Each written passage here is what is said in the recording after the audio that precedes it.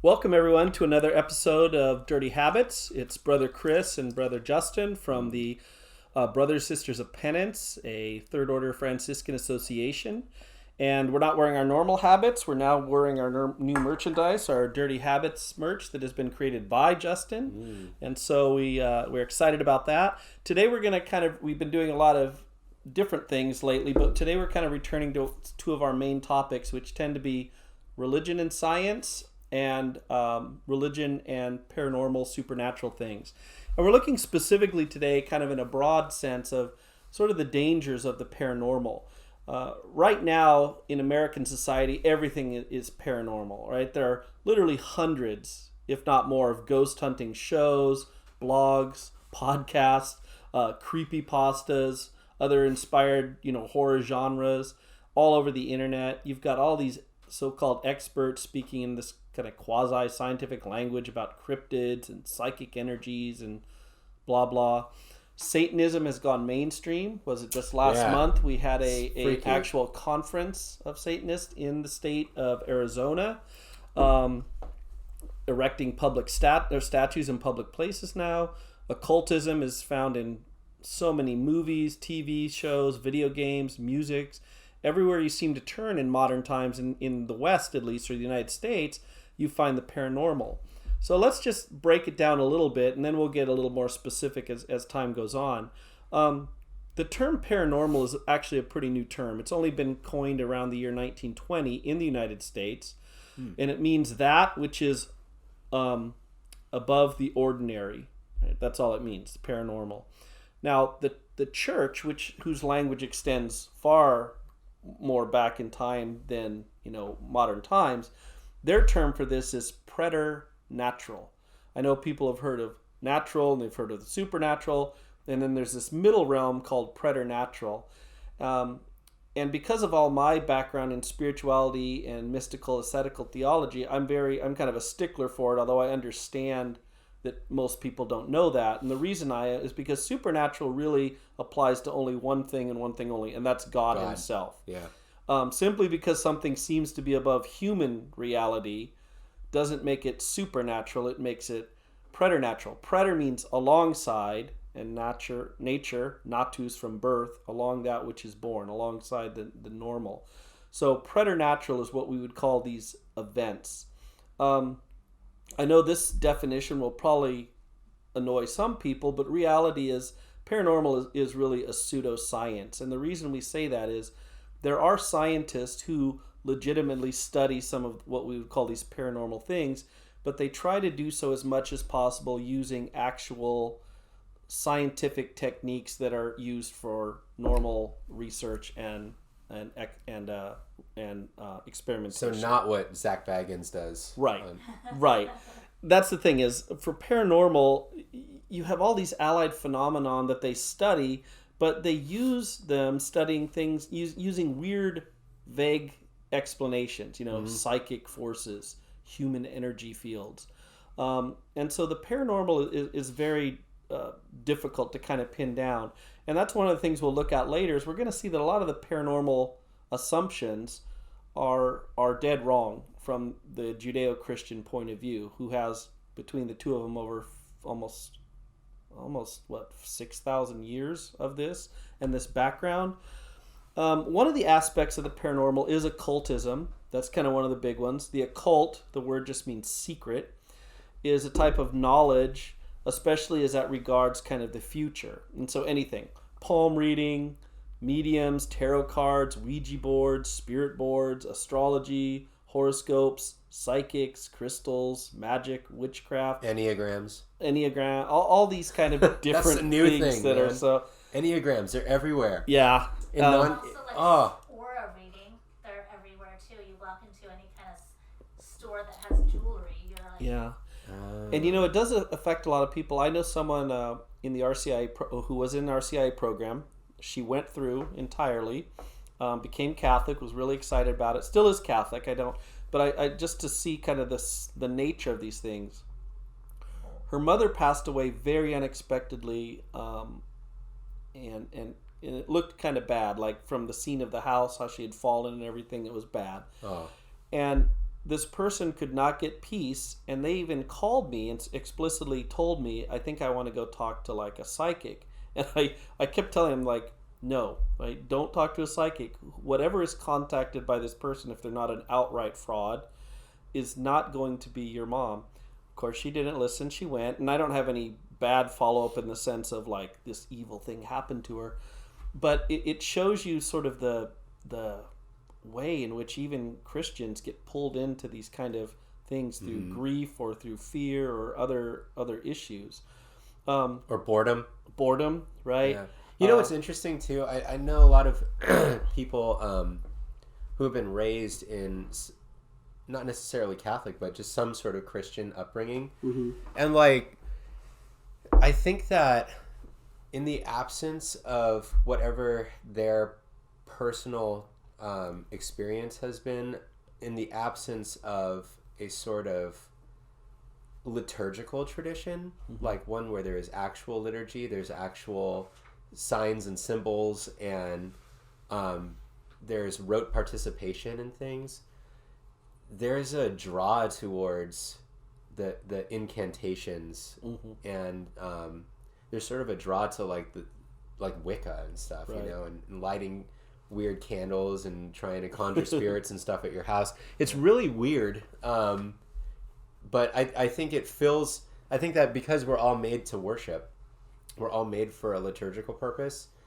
If you don't have that sort of itch for the sensory part of the liturgy, you kind of go in, you can go in weird places to fill it. Yeah. You know? Actually, and we'll talk about that a little more later, but I agree entirely. And we also see this upsurge in cultures, in the paranormal, superstitious things. You know, whenever the Judeo-Christian religions start to falter for whatever reason, as less people join them, as less are in a culture, it's almost like you said, to fill the void of what's there. You were talking about, you know, non-liturgical Christians, but I think even more so for the non-Christian entirely is we still have all those desires, those feelings, the fear of what's after death, what's really there, and we turn to these issues. Do you think that some of it has to do with that when you do these liturgical things, they naturally are an exorcist? Like, you go into church and you bless yourself. Mm-hmm. You naturally have exercised, or is that like? Well, I do believe in. I don't know if I'd use the term exorcism, but I know what you're saying, and yeah, I mean, just by the very living out of your faith authentically, participating in the liturgy, blessing yourself with holy water and other sacramentals, praying regularly, you know, blessing your house, having priests come and do the. I think, all those things definitely protect. There's a grace that comes that protects you for sure. But I also think that being well educated in a real faith tradition, Catholicism, Judaism, those being well educated keeps it empowers your intellect to kind of keep your will at bay if you are feeling yourself tempted to go do something that's probably not beneficial to yourself. You know, your mind, your intellect kicks in and goes, okay, hold on, stop, don't do that. You know, which again, grace. It's a grace of the sacramental life for sure. And the Catechism of the Church, for those of you who don't know what that is, there's kind of an official book that's the teachings in a broad sense of the Catholic Church, which really is just a summary, a paraphrase of the scripture, the writing of the saints, the tradition, the liturgy. But what it talks about these issues under the first commandment. And the first commandment is that of you shall love the Lord your God, you know, have no other gods. And so by the very nature of the first commandment, it totally prescribes superstition and any kind of irreligion. You know, in some sense, superstition, it says, represents a perverse excess of religion. Idolatry, it talks about under it, is, you know, divinizing what is not God. We commit idolatry whenever we honor and revere a creature, whether that's gods or demons. And it says in the Catechism itself, for example, Satanism, as well as more mundane seeming things such as power, pleasure, you know, ancestors, the state, whatever. One of the things that I thought was interesting that the Church says is it says, human life finds its unity in the adoration of one God. The commandment to worship the Lord alone integrates man and saves him from an endless disintegration.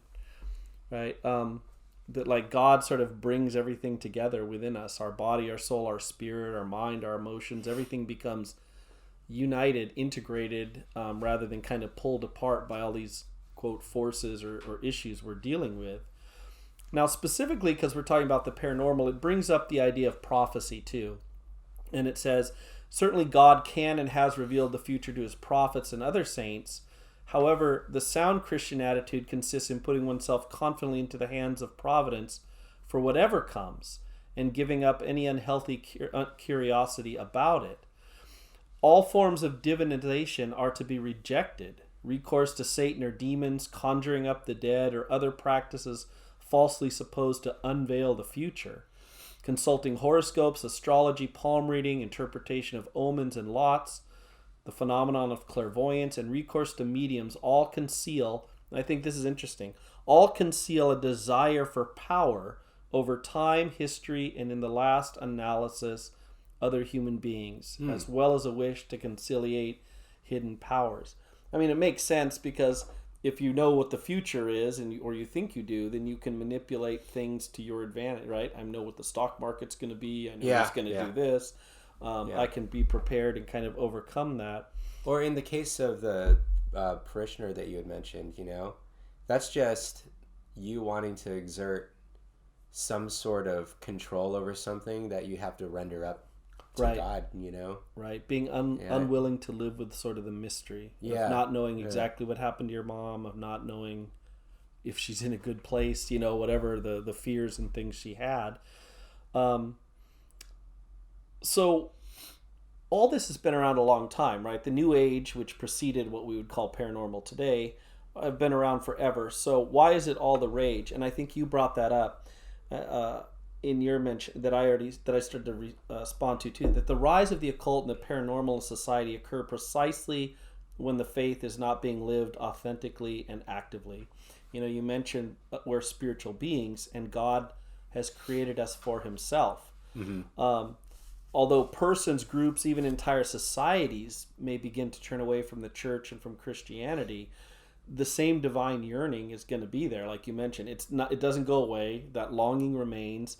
But now that a person has been cut off, in a sense, from the real source, then they turn to these other things, the paranormal, to kind of the occult, the New Age, to try to fill that gap and answer what these questions are. Mm-hmm.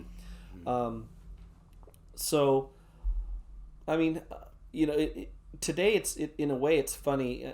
15 years ago when I remember doing talks about the New Age, and the Vatican had put out a document, and that's all kind of been swept aside. No one really thinks that much anymore. I mean, if you still go to the bookstore, you have the huge section on New Age and stuff.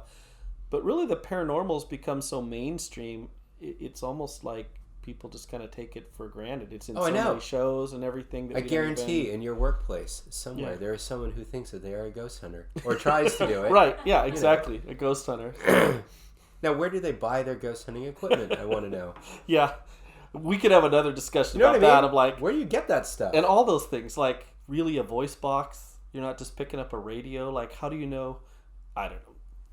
Anyway, I want one of those things. What's that thing from Ghostbusters where they turn it on and it goes, and it does it like antenna and stuff? Yeah, I want one of those. So we'll go ahead and close this one up. We're going to continue this discussion of what should our response as Christians, Catholic or otherwise, be to the paranormal, and we'll look at that next time. In the meantime, God bless you guys. Have a great time, and we will see you soon.